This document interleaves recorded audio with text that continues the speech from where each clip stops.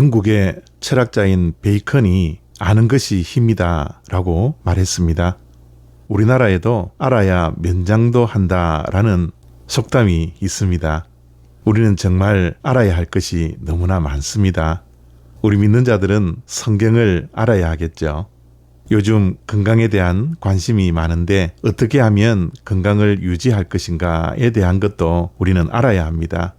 우리는 인간관계를 가지고 살기 때문에 사람이 어떠한 존재인지도 잘 알아야 합니다. 그래서 아는 것이 힘이 되는 것이죠. 오늘 본문 말씀 속에도 바울은 디모데에게 권면을 하는데 때를 알라라고 말을 합니다.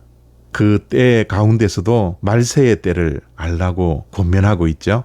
말세가 되면 어떠한 일들이 일어나는지 구체적으로 말씀을 해 주시고 디모데에게 그 말세의 때를 알라라고 말씀합니다. 디모데후서 2장 2절부터 5절까지 말씀에 말세를 당하여 고통당하는 때에 일어나는 일에 대해서 말씀을 하고 있는데요. 가장 먼저 말세의 때가 되면 자기를 사랑하고 돈을 사랑한다라고 말을 합니다.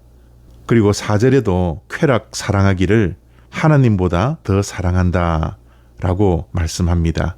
하나님보다 더 사랑하는 것은 어떠한 대상이든지 그것은 우상입니다. 그런데 말세의 때가 되면 이렇게 하나님보다 더 사랑하는 대상이 있다라는 것이죠. 쾌락을 사랑하고 자기를 먼저 사랑하고 돈을 사랑한다라는 것은 한마디로 말씀드리면 자기 중심적이 된다라는 말씀입니다. 자신을 하나님보다 더 사랑하게 되는 것이죠. 그래서 말세가 되면 내 자신이 우상이 되는 것입니다. 우리는 자기 중심이 아니라 하나님 중심의 삶을 살아야 합니다. 왜냐하면 우리의 삶의 주인이 우리 자신이 아니라 하나님이시기 때문입니다. 그래서 우리의 삶의 목적도 내 자신을 위한 것이 아니라 하나님을 위한 것이 되어야 하는 것이지요. 우리가 살아가는 이유가 무엇입니까? 하나님께 영광 돌리기 위함이요. 하나님을 영원토록 즐거워하는 것입니다. 그러나 말세가 되면 하나님보다 나를 위한 삶이 되고 하나님 중심이 아니라 자기 중심적인 삶을 살아가게 된다라는 것입니다. 그래서 그 결국은 마지막 4절 속에 나옵니다. 경건의 모양은 있지만 경건의 능력은 없게 되는 것입니다. 하나님 중심의 신앙은 경건의 능력이 나타납니다. 그러나 자기 중심의 신앙은 경건의 능력이 나타나지 아니하고 경건의 모양만 있게 되는 것이지요. 이러한 모습을 말세 때 경계해야 하고 떠나야 한다라고 사도 바울이 디모데에게 권면하고 있는 것입니다. 한 가지 예를 들면 교회 안에서의 섬김과 봉사의 문제입니다. 교회에서 섬기고 봉사하는 동기가 무엇입니까? 자기 자신을 위한 것입니까? 아니면 하나님을 위한 것입니까? 자기 자신을 위하는 동기를 가지고서 교회 안에서 섬기고 봉사도 하고 열심히 합니다. 그런데 결국은 기쁨이 사라지죠. 교회 안에서 섬기고 봉사하다가도 관계가 무너지고 때로는 시험 들고 번아웃 되어버리는 것입니다. 그러나 섬김과 봉사의 동기가 하나님의 영광을 위한 것이라면 힘듦 가운데 기쁨이 있습니다. 누가 뭐라고 해도 감사함으로 하나님을 바라보며 섬기고 봉사하게 됩니다. 그리고 자신이 한 일에 대해서 보람도 있죠.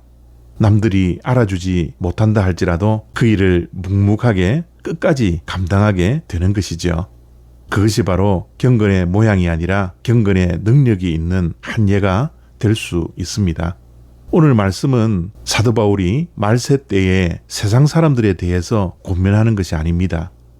교회 안에 신자들에 대한 말씀이죠.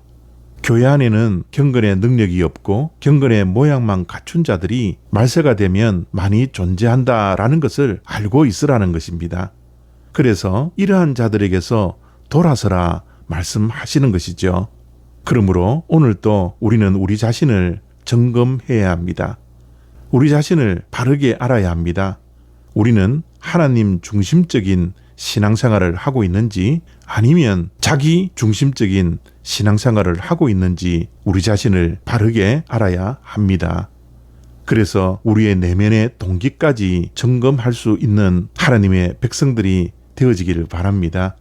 그래서 경건의 모양만 있는 자가 되지 않고 경건의 능력을 드러내는 자가 되어서 이 말세지말에 살아가고 있는 우리들이 늘 하나님께 영광이 되는 복된 인생과 신앙생활 다 되어지기를 축복합니다.